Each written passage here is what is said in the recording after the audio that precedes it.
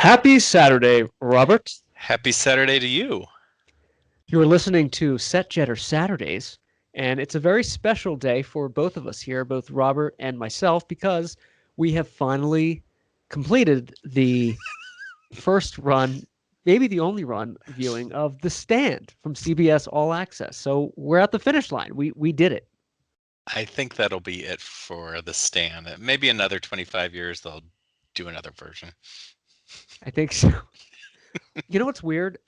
Let me ask you. The 94 one, I've always enjoyed, but it is a product of its time. It's not really the greatest miniseries ever, but I enjoy it, you know.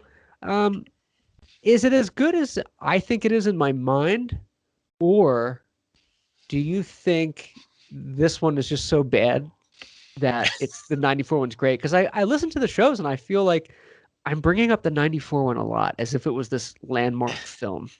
Well, the thing is, like, when you're comparing the 94 one had some heart to it, and it had some better acting, and I think because Mick Garris had a limited budget, and not the new one that has an unlimited, but they did as much as they could on, they were just banging those scenes out and using every location that they could.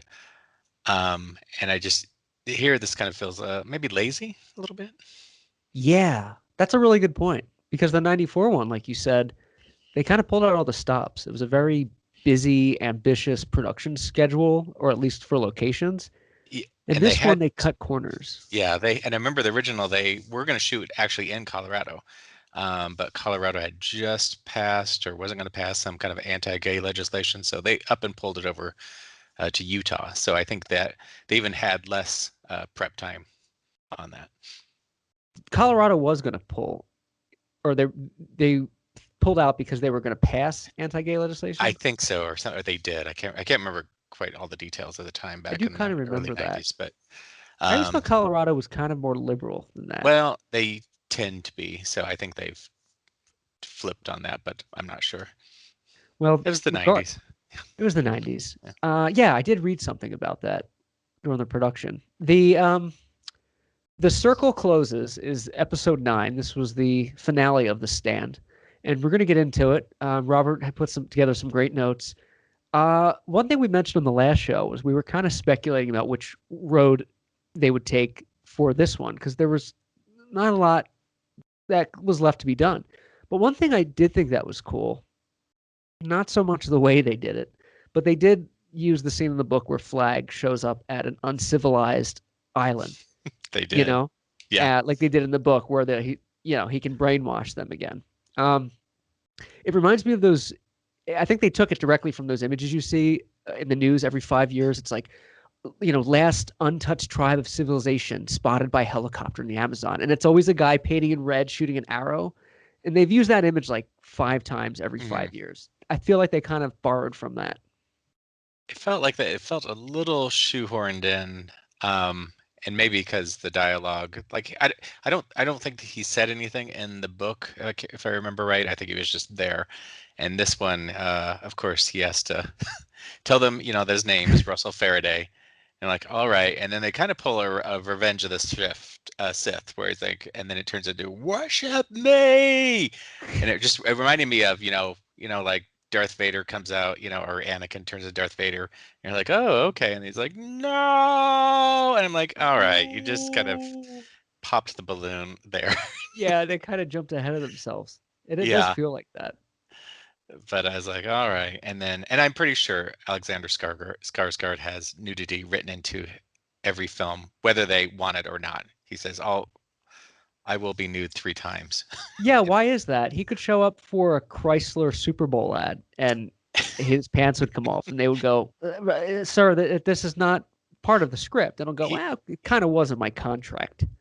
1, he probably knows what people want, and 2, if you still have the body that looks like that, go for it. Like, yeah, rock it. If you got it, flaunt it. If you can rock it, walk it. He's like, I'll wear boots, but otherwise, yeah, that's it. I do like how he killed that guy that was trying to shoot him. He just went, and his head kind of came off. That was kind of cool. I like catching the arrow. But yeah, the arrow was kind of cool. Yeah, but I do like the. Oh, go ahead. No. I was going to say, you mentioned the full circle. I do like that Stu Redman mentioned to Franny, how long before kind of crime happens again. And there's like, because if you think about The Stand, okay, we're all in this we're all in this imperfect society of good people, and Flag's now dead, so we're going to build our lives. How long does that last before someone goes, I'm going to go make out with that girl that doesn't want to make out with me? I'm not using hardcore terms in this, but how long until I'm just going to steal that person's car? I mean, it's human nature to go back to crime. You do need some kind of police force. You do need government enforcing laws. So what do you think about that? How Stu kind of alluded? I did like that, and I think Stu, he might have said a couple of people were already locked up, and I was like, oh, of course, like, and I was scared of what they and they really obviously didn't have time, but it would be interesting to flesh out, like, has racism changed? Has anything changed with the United States is a pretty incarceration friendly, or not friendly, but equal, kind of bloodthirsty, like lock people up society. And so I just feel like that would kind of come through. You wonder if that would be the same as whatever's happening in The Stand over in England or other countries, what that would look like. Maybe that should be the reboot, is like, get out of the United States and go somewhere else. I think it would need a refresher of another location, and also just to see, like you mentioned, about how does that play out? What happens there? Because is it Lord of the Flies, where somebody eventually gets tired of hearing about Stu's plan and the council's plans, and they're like, well, listen to me. I mean, power corrupts absolutely. Yeah. Absolute power corrupts absolutely.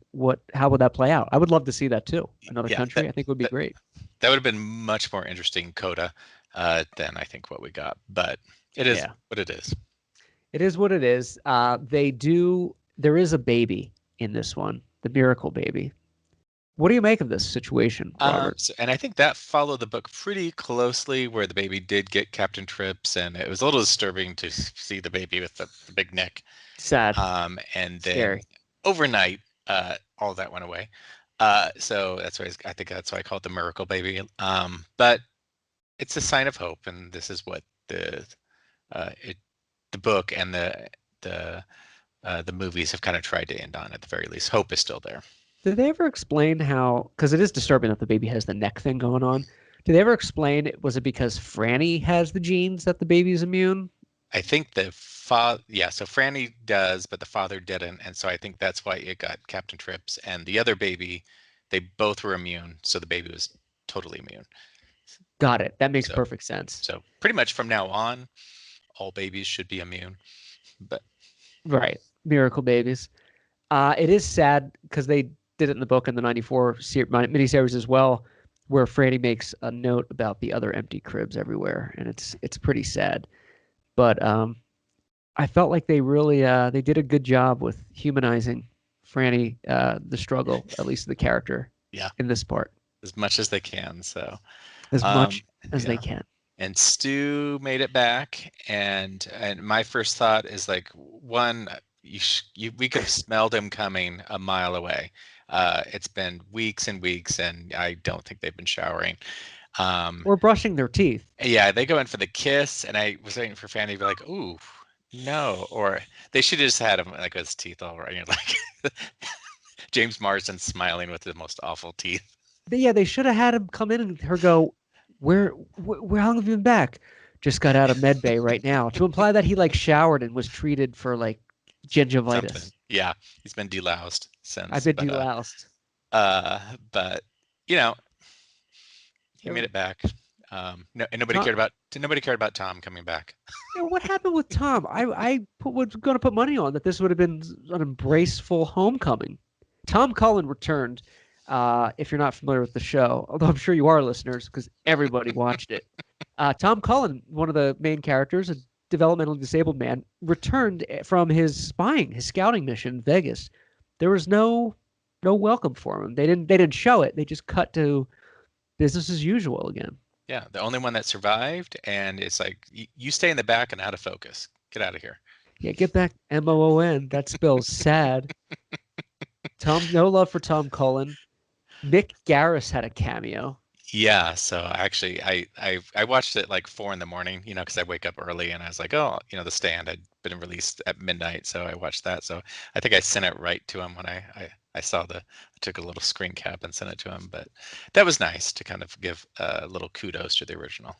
I like it is, and I do like that you watch it at 4 in the morning. It's a great way to start the day. Do you have coffee? Are you eating breakfast during the stand? No, I'm a Diet Coke person, so I usually have my protein bar, but it's usually I watch shows because I'm like, it's too early to get out of bed, but I'll just turn on the TV and catch up on some stuff.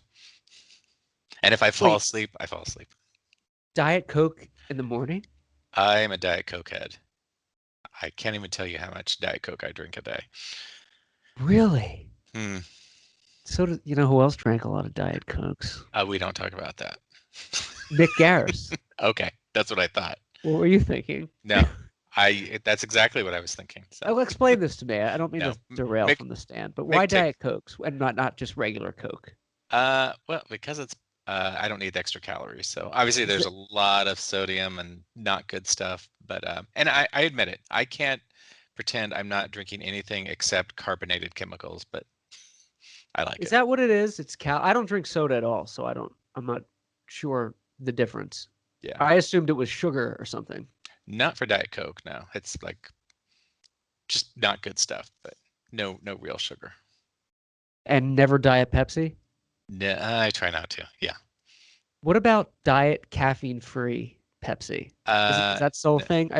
Diet caffeine, Diet Coke, I know still is. So, and that's what my mother drinks. So that's what I thought about drinking Diet caffeine free at night, but I thought I do have a after 6 o'clock. I stopped drinking Diet Coke, so I'm not up all night. The more you know. I'm very Yeah, impressed. yeah, Mick Garris directed the '94 one. yes, and many other Stephen King uh, shows like Sleepwalkers. I'm not going to remember any of them else like right now, but yeah, good friends with Stephen King. Ooh, I'm long overdue for Sleepwalkers. I haven't seen that since I was like 12. I went to a lot of locations. I haven't published it yet, so we'll have to work on Oh, that one. that's a cool one. Yeah. Um, okay, so Nebraska, the land of Lincoln, was all over episode 9. It is apparently the home of Arbor Day. Yes. I know you probably know as much about Arbor Day as I do, but I just know Arbor Day was founded here, and it's in Nebraska. It's Arbor Day is about trees, right? Yes. So But what do you do? Is it like Flag Day where you don't really know what to do? Like, all I right, think, well, flags. it's pretty clear. You're supposed to plant a tree on Arbor Day. I'm on board with that. I Yeah. think that's a good So idea. you can always have more trees, but The stand Lorton, Nebraska. So where's this town that Franny um, and Stu stopped in? I never heard of it, but I looked it up, and it's about 50 miles south of me. So So you um, got some homework to do tomorrow. I should go down to Lorton, Nebraska, and see what's there. But let me see what the population is. Did they film this 24. in Lorton? No, I don't. I doubt it. 20. Let me see. Nope, that's area. It's like 24. It says area 26 acres. Population 24. That's it. Really? Yep. 24 people. Yeah. Well, maybe it'll be 25 tomorrow after Robert hits Maybe. town. So they probably filmed this in like Vancouver or something. Yeah, I'm sure it's Vancouver. I didn't look up the place, but yeah. But I did look up because I'm like, I wonder if Lorton is real, and it is. Lorton, Nebraska. And this is where they stop at that abandoned house, Just walk right in. walk right in. It had kind of a Signs or The Happening feel to it, where you're Yeah. like, something's gonna happen, but I don't know. Well, and this is where I was like, oh, because I'm like, why did they make up Lorton? I don't remember that in the book or anything. And like, this Yeah. was the perfect time to have some shared universe, and they could show up to Gatlin, Nebraska. I thought the same thing. I Because I'm thought like, when they showed the cornfields, the have some house kid or looks something. similar, and I'd be like, how perfect would it be if Stu and Yes. Franny live and they get killed by children of the corn in Nebraska? He And comes it for just, you, and Malachi. that would be the full circle. Isaac would come out of the corn, and Oh um, yeah. yeah, and that would be like, sorry, yeah, you thought you survived, but welcome to Nebraska. And Malachi screams. He still has that girlish scream. It would have to be CGI Malachi from the 1984 version. He comes, seize them. They could make it work, but I thought, Yeah, oh, wouldn't that be kind of fun, you know? But that but would be no, amazing. yeah, because I thought, oh, fans would get that. I think, well, mainstream audiences would get that. Even people I that think so. have not seen Children of the Corn know what Children of the Corn is. And what if they get into this house and just picture, all this cornfields, and one by one, all these kids kind of pop out of the rows. He who walks behind the rose. If you They, know what the stand is, you should know what Children of the Corn is. yeah. I So would think but, so. yeah, but instead, well, Was that was that Mother Abigail as a child in the yes. cornfield? Yeah, so on the cast they listed young Abigail. So it was her staying it. So I guess it was Child of the Corn is what this was. So it was Franny fell down the well. What are they doing? What happened? Well, I was like, what is Franny doing? Like, come on, Really? What like was she why doing? why don't I leave my baby and go try this, dangerous thing, so Yeah, she was pumping the well, and I'm not even going to say spoiler alert anymore because nobody's watching this thing, but she's pumping the well. And okay, you know what? If I were alone and I saw the well, I might be curious to do it.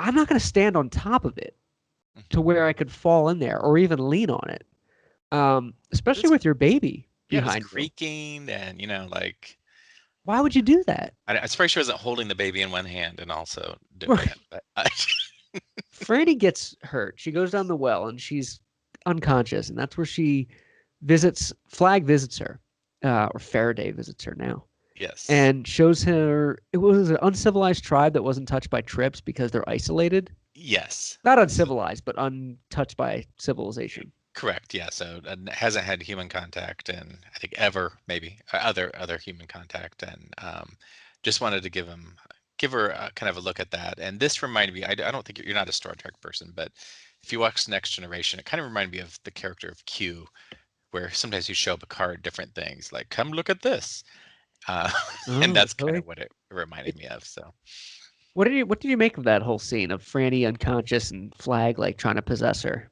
forced in, and I read later that Stephen King felt like Franny got shortchanged. Like everybody else got to stand up to Flag except for Franny. She stayed home and pregnant. And so this was his answer to that.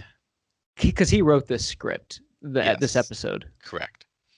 So that was why. Okay, so that's why he did the proper ending of the book with Flag. Yes. And you can imagine if this was in written form, it probably would have seemed better, I think so. you know? But Yeah, if you imagine that, it would be better on paper than yeah. filmed. Yeah, and some stuff, and that's where sometimes King's works fail because it's much better on paper and what you have in your head than that they can ever actually put on film. I agree. And a lot of times King fails at his endings. A lot of his books start off really strong out of the gate and have a strong middle, and then he doesn't really know how to end them.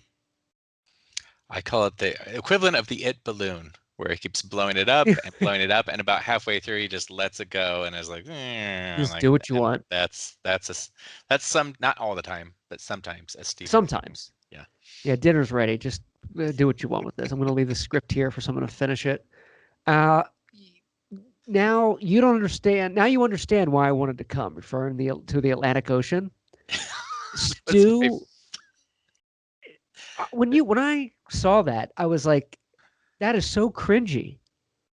So The lighthouse made me want to risk my life to come 600 miles. yeah, so it's funny because it was almost juxtaposition in my mind. So when she says, "I want to see the ocean again," they're in Boulder, Colorado.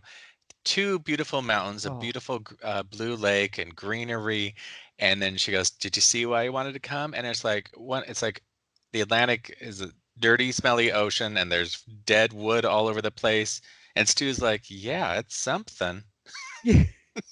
you're so right. That Boulder, Colorado, the scene that they were in was the most picturesque Windows background wallpaper fall month calendar entry ever. It was like a symmetrical lake on top of a lake. It looked like something out of Forrest Gump when he's like Yeah. running across the country. And then all of a sudden they're in Maine, which is a beautiful state, but where they were was this gray, ugly part. Yeah. Now you understand why I wanted to come? No, No. no. It I'm would be glad we like leaving came. Hawaii and going to like an Oregon beach and going, now you know why I wanted to come? No, no, where we were No. was great. Mm-mm. And I Let's think go back there. we came just in time for a Maine winter. Like Yeah, we got here just in time for it to start getting freezing at the 15 degrees. there's a couple moments, and because if I was looking into James Marston's kind of reactions, and she goes, I think we could have, a 4 babies. He's like, and he's like, I think I made a big mistake. Yeah, he's like, man, maybe 2. Yeah, he was very uncomfortable. Yeah, he's like, I think it's time to go back. So I picture another coda where Franny wakes up one morning and is like, Stu? Stu? Stu? Stu? And you just see him on a motorcycle, Sons of Anarchy style, crossing Vermont, the Vermont border. It's just like, yeah, I'm going to Florida. Come on. I wouldn't leave Boulder, Colorado, at least not then, with everything that happened and almost dying and traveling, and we're at a barbecue and there's people doing some dancing.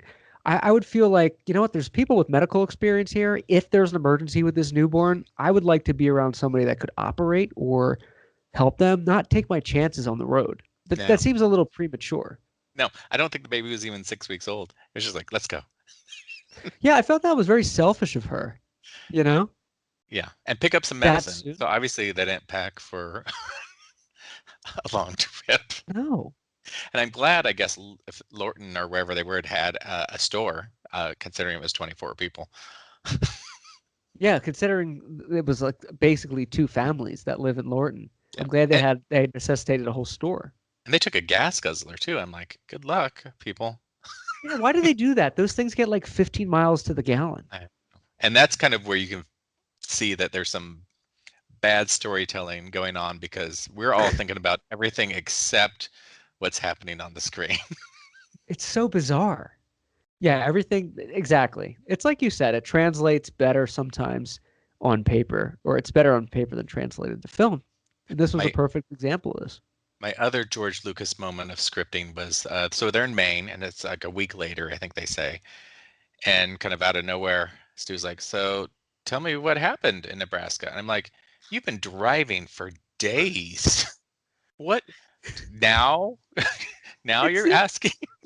You're so right. It's like the perfect example of in a sitcom when something happens and the next scene they're walking back into the house and like, so how come you just stood there? It's like, you just drove home. You would have talked about that the second you left said place.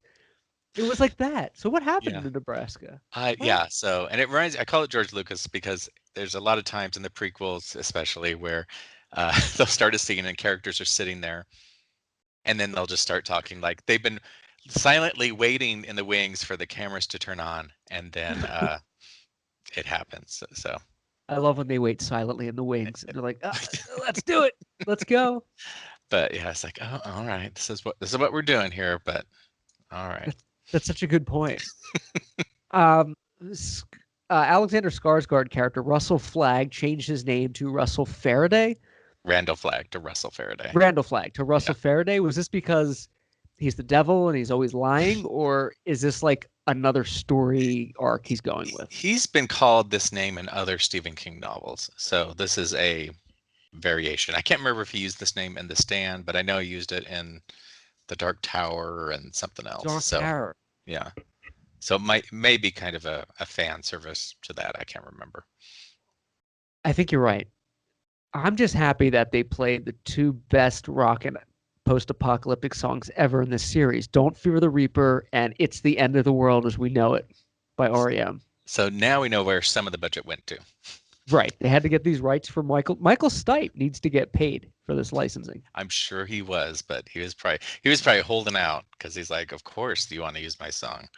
Of course. Every 2 years, a disaster movie wants to use this song. So that is funny you said that. That's where the budget went, because think about it, REM, they did a brilliant thing. That song is forever going to be used. It was used in Independence Day. It was used in like 30 other films that I can think of.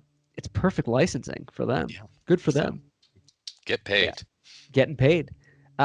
We talked about the series. The length of this was over 8 hours. The original was 6. Yeah, so I looked it up because I was just kind of curious. I'm like, how many extra hours did we really have here? So I went back and I kind of looked up. So 6 hours for the original miniseries, and 8 hours more or less for this, and some of those are kind of end credits and so forth. So it has actually an hour and a half to 2 hours extra. But it'd be Oh, interesting if we kind of lopped off this last episode. You're kind of looking at 7 hours, and you're like, there's really not that much of time difference to between the two. no, there's not. I felt like this one was shorter at first. I felt like it was going to rush through it, but I believe that was just the pacing of the story and like things that they left out. It felt kind of rushed. I don't know. Are you going to cancel CBS Access now?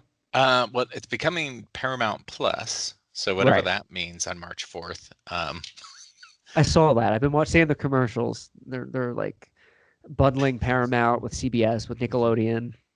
And won't tell you exactly what's going to be different. No, can I watch The Godfather streaming at any time? Like, can you watch any Paramount movie at any time? Because I'll keep I it for that. Then that could be something because okay, well maybe they're kind of doing it better. So we'll see. I'm also kind of a sucker, like, oh sure, add something else to the pot. Yeah, I think for me, if they can stream Paramount films at any time, like I'll like Disney, you can like Disney Plus, I'll keep it. Mhm. But if it's like select stuff and still like just a bunch of crappy television, No, no, yeah, it's gonna be gone. and Paramount Plus sounds more exciting than CBS All Access. It does. Yeah, Yeah, I like Paramount. They're probably my favorite studio. The Godfather, Top Gun, Friday the 13th. yeah. I mean, it's great. You remember Uh, always remember the films that start with Paramount, or I used to. I was like, yes, this is it. yeah, that's exciting. Yeah. Raiders of the Lost Ark. Yes. Jaws is Universal. Raiders Right. of the Lost Ark is Paramount. Yep. Right. Always start with that mountain. Oh, there it is. We're gonna get into so the stand overall disappointing, I think. But it kind of makes me want to read the book again. I think I'm gonna like. I've only read it once. I think I'm gonna go through it again as I'm older now and more mature. And I wonder because I like when I was young, I read a lot of Stephen King, and you'd have your own version of what these characters look like. And I was like, I wonder if it now when I like let's say when you reread The Stand, are you going to picture James Marsden? Are you going to picture these people? Or are you going to go back in your mind to who you kind of had in your head? That's a really good point. I'm gonna be thinking of everybody from this version we just watched the entire time, and there's no way to stop it. So I'm gonna embrace it. But do we have like some Total Recall or something, or you can just like erase, Yeah, can we zap that out of there like Men in just Black? yeah, take care of that, and that way you can start afresh. Like, and next week you'll be like, I started this book called The Stand. I don't know what's going to happen. Yeah, I don't know what is this. What is this about? And then I'll see that there's have a mini series on it. I'll go. I should really watch this mini series I should see before I what they read the did. book Yeah. because this is great, and it's just a never-ending loop of watching this. Uh, The Stand, CBS All Access. I watched. I rewatched it the other night, the whole thing, just to not the whole thing. I didn't watch what? episodes 7 and 8 again, but I watched 1 through 6 just before the finale, just to like brush up. Seriously? Yeah, yeah. My It was a gosh. dark day for me. I was like done work early, and I was like, I'm just gonna fire up the first one again, and then I just let them run through. Really? It was a dark day because I Well, knew I was gonna cancel this thing. I was like, I'm gonna watch it one more time. let me I'm just getting rid of it. I'm getting rid of see it. see if I missed something. No, we missed nothing. Yeah. It it This was has no layers to it, or no, or nothing too deep, I guess I should say. it was very one-dimensional, Robert. Hemingford home being boiled down to a nursing home, and Mother Abigail phoning in her lines on the set of The View. Oh, that's right. She had one more scene. So this is her fifth day of filming, and then she was back to the United States. This is her 5th day of filming. What was her final scene? She was a Franny after she has her encounter with Flag, in her uh, mysterious world or wherever she was at. She encounters Mother Abigail singing on the porch, Right. which is the same song that the young Abigail was singing in the tent. But so I was a little excited because I'm like, oh, for fans, here's the cabin. Here's where she's supposed to be living in the book. But it looked right. It did look right. I felt like that worked.